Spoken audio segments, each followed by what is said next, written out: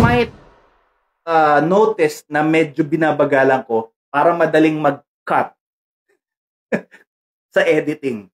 But I do hope na intindihan nyo yung point number 1. Okay? So point number 2. Merong dalawang uri ng calorie deficit. Okay? Walang problema sa calorie deficit. Paulit-ulit ko nang sinasabi sa inyo yan. Walang problema sa calorie deficit. Nag-e-exist ang calorie deficit. It is basically the definition or kung kailan nangyayari yung calorie deficit na dapat nating maintindihan. Yung kaninang teorya na sinabi ko, yung gusto nyong mangyari, that is a result of forceful calorie deficit. Yung theory na sinabi ko kanina, that is basically forceful calorie deficit. Yung reality, yung actuality na nangyayari, yung sinabi ko sa inyong merong ghrelin at merong leptin, yung actuality, yung reality, that is a hormonal calorie deficit. So, dalawang uri ang calorie deficit. Yung forceful calorie deficit at yung hormonal calorie deficit. Yung isa, input, yung isa, output. Yung isa, pinipilit mong gawin, yung isa, natural na nangyayari. So, punta tayo dun sa nangyayari sa teorya, yung ginagawa natin. Kanina, kung maaalala nyo yung teorya, sinabi ko merong steps na 4. So, yung 4 na yon, yung step 1, yung eat less, basically, you are intentionally, sinasadya mo na kumain ng konti. So, sinasadya mong i-calorie deficit yung sarili mo, which would mean that you will undereat, you will starve, and you will restrict your calories kasi nga sinasadya mo. Sinasadya mo na ngang pakontiin, high carb pa. Oftentimes, sabi ko nga, nagpe-fail yan dahil doon sa ghrelin at sa leptin na sinabi ko kanina. Diba? Yung hunger hormone na natitrigger at yung satiety hormone na hindi natitrigger. So kapag ka-intentional mong ginawa at sumablay ka, no, at intentional mong ginagawa, nagkakaroon ng nutrient deficiency. Pag intentional, pag forceful mong ginagawa, you are basically in a nutrient deficit. Uulitin ko, dun sa hormonal calorie deficit, kung hormonal calorie deficit yan, hindi ka mag-nutrient deficit because it's your body telling you that you have had enough nutrients. Pero kung forceful calorie deficit yan, you will be in a nutrient deficient state because sinasadya mo, hindi siya natural na nangyayari sa'yo. So if it's forceful calorie deficit, you will experience nutrient deficiency. Basically, deficient ka sa protein, deficient ka sa fat, deficient ka sa vitamins like A, D, E, K, deficient ka sa minerals, etc., etc., which is very dangerous.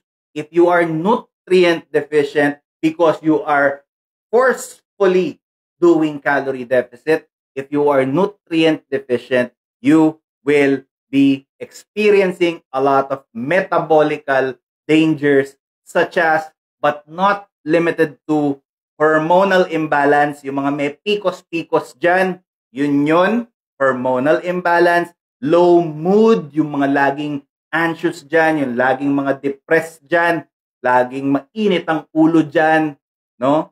Yan yung low mood, weak immunity. Kaya sinabi ko sa inyo, nung COVID-19 time, LCIF will help you strengthen your immune system because you are eating enough nutrients that would help strengthen your immune system. Kaya sabi ko sa inyo nung COVID-19, again, hindi ako bakunado at buhay pa ako. So that is what I'm trying to say before and now and what I'll say moving forward. So, bukod sa sinabi kong tatlo na yon, may fatigue. Kaya laging pagod yung mga forceful calorie deficit. Merong hair loss, no? Again, yung nagsasabi na mayroon akong hair loss, matagal nang mataas ang hairline ko. Okay? Matagal na. Bata pa lang ako. Baby pa lang ako. Mataas na yung hairline na yan. Muscle loss, kaya pag nakikita nyo yung mga nagka-calorie deficit, nagsasag parang mga kulang sa nutrisyon, it is because kulang talaga sila sa nutrisyon. So these are the things, no, na nangyayari. So yun yung forceful calorie deficit. Okay? Now, yung isa, yung hormonal calorie deficit. You basically eat less naturally because hunger is low or yung ghrelin is not triggered too much because you are doing low carb and yung satiety mo is high, baligtad. Satiety is high or yung leptin is triggered because you're eating yung nakaka-trigger ng leptin, which is meat, egg, seafood. Therefore, in sync yung hormones mo, which would result to possibly calorie deficit. It might lead to calorie deficit. Later on, I will explain more, pero it might lead to calorie deficit. Okay? So, if you're eating properly, if you're eating in accordance to your hormones, particularly ghrelin and leptin, if you are eating in sync dun sa dalawang yon, then you might experience hormonal calorie deficit.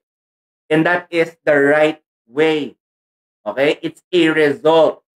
It's a calorie deficit na resulta ng tamang paggawa, ng tamang pagkain. Hindi siya calorie deficit na pinipilit mo gawin. So magkaiba yung pinipilit at natural na nangyayari. Forceful and hormonal. Magkaiba siya. Okay? So, you eat enough nutrients from meat, egg, seafood. Pagkain mo, eating until full, makakakain ka ng enough, ample amounts of nutrients tulad ng mga pinagbabanggit ko kanina, essential protein, essential fat, vitamins A, D, E, K, etc. and minerals. Makakain mong lahat yon from meat, egg, seafood, which may look like calorie surplus. Ibig sabihin, parang ang daming calories na kinain mo, so hindi ka papayat dahil ang dami mong kinaing meat, egg, seafood. I will explain on point 3. Sa item number 3, I will explain why even if it looks like you are eating on a calorie surplus or maraming calories ang kinakain mo because of meat, egg, seafood, even if marami sa tingin mo yung meat, egg, seafood, yung calories nun, even if, bakit ka papayat? I will explain on the next point. But basically, yun yun. So, dalawang uri ng calorie deficit. Forceful and hormonal. What you want to do is that tama ang kain mo so that it leads to hormonal calorie deficit, not forced calorie deficit. Okay? Meron ako nakikitang dalawang tanong pero mamaya ko na yan sasagutin kung alam ko yung sagot.